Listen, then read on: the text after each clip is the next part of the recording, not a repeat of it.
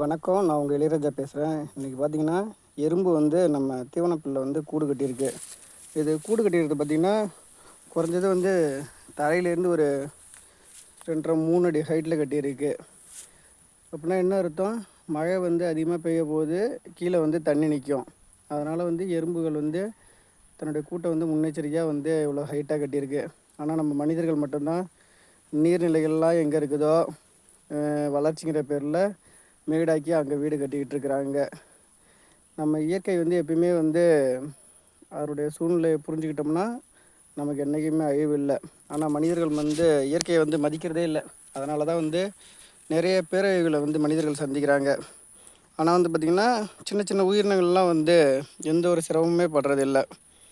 இந்த ஒரு எறும்புக்கிட்டேருந்து கூட நம்ம இதை கற்றுக்கலைன்னா வந்து எப்போவுமே நம்ம கற்றுக்க முடியாது. நீர்நிலைகளை பாதுகாப்போம். வீடியோ பிடிச்சிருந்தால் லைக் பண்ணுங்கள், ஷேர் பண்ணுங்கள், சப்ஸ்கிரைப் பண்ணுங்கள். தேங்க்யூ.